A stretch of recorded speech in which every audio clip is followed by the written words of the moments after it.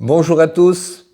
Aujourd'hui, je voudrais relire avec vous cet effroyable passage des 10 plaies d'Égypte. C'est au chapitre 7 du livre de l'Exode et nous sommes dans le palais du Pharaon.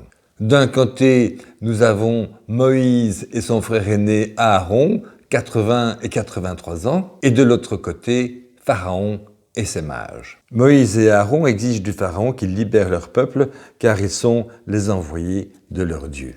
« Ah bon ?» répond le Pharaon. « Eh bien, prouvez-le. » Et Aaron lance son bâton serpent qui devient, comme de juste, un serpent. Alors le Pharaon se tourne vers ses magiciens qui accomplissent le même prodige. Ils lancent tous leurs bâtons qui deviennent tous des serpents. Le Pharaon hausse les épaules et s'en va. Cependant, le Pharaon appela ses sages et ses sorciers et les magiciens d'Égypte, eux aussi, en firent autant par leur sortilège. Ils jetèrent tous leurs bâtons et ceux-ci se changèrent en serpents. Bref, le Pharaon hausse les épaules. En fait, Moïse écrit clairement dans son texte que c'est une compétition de prestidigitation dans le palais du Pharaon. Et je ne comprends pas comment on a pu interpréter les choses autrement.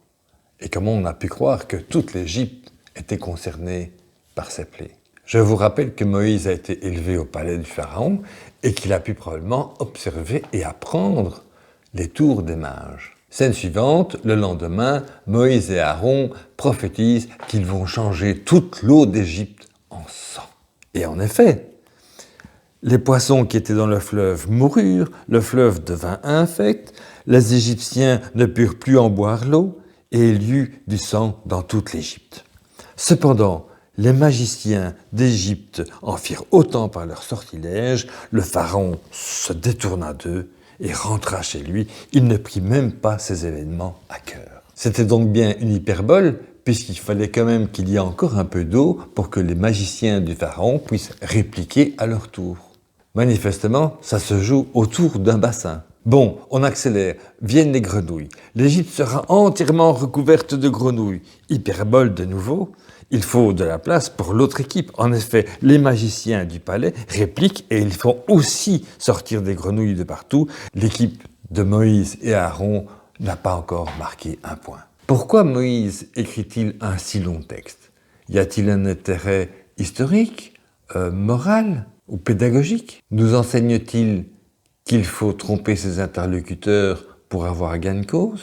Est-ce une menace voilée pour ceux qui n'obéissent pas aveuglément? En fait, Moïse veut que ça dure longtemps pour avoir l'occasion de montrer ses pouvoirs au Pharaon, à son frère Aaron, mais surtout aux Israélites pour les impressionner et les soumettre. Je vous rappelle comment Moïse a formulé sa requête auprès du Pharaon. « Laisse partir mon peuple afin qu'il me serve dans le désert. » Comme si Moïse avait déjà prévu d'aller dans le désert du Sinaï plutôt qu'en terre promise. Dans la scène suivante, Moïse commence à marquer des points, les magiciens sont pris de court, enfin, ils les matent sur leur propre terrain. Quant à la description des fléaux, le texte montre clairement qu'il ne faut pas les prendre au pied de la lettre.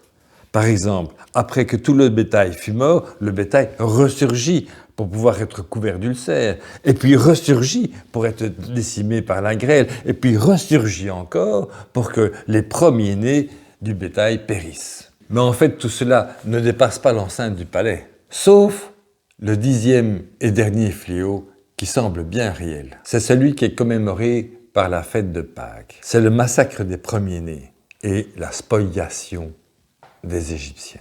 Il semble bien réel puisque les Israélites se retrouveront avec tant d'or et d'argent qu'ils en auront trop pour le mobilier rituel de Moïse et qu'il en restera assez pour construire un veau d'or. On m'avait enseigné au catéchisme que la Pâque commémorait le passage de la mer Rouge et c'était une image merveilleuse.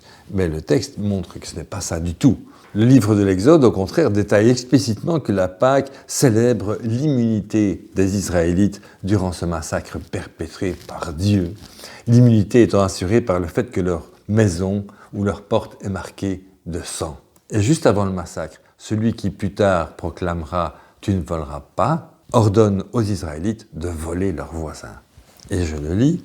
« Chaque femme demandera à sa voisine et à celle qui séjourne chez elle des vases d'argent, des vases d'or et des vêtements.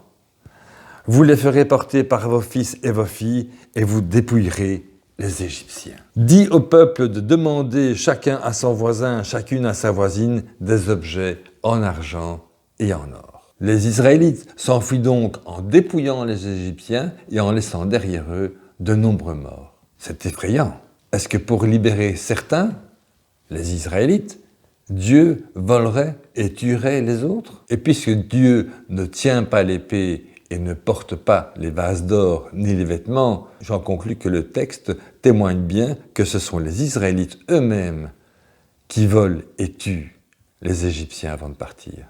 On comprend bien que ce n'est pas Dieu qui agit, mais ce sont les hommes avec une violence somme toute assez banale, et que c'est bien à l'initiative de Moïse et non d'un Dieu. Cette histoire de plaie d'Égypte surgit dans un monde totalitaire, où le peuple est mené par la menace. Aujourd'hui, nous vivons dans un monde où l'on avance grâce à la persuasion et au partage du succès.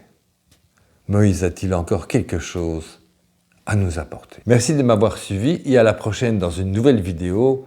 Les apôtres étaient des enfants. Ciao! Si vous voulez découvrir encore d'autres aspects rigolos de la Bible, je vous recommande le livre « Où diable Dieu se cache-t-il dans la Bible ?»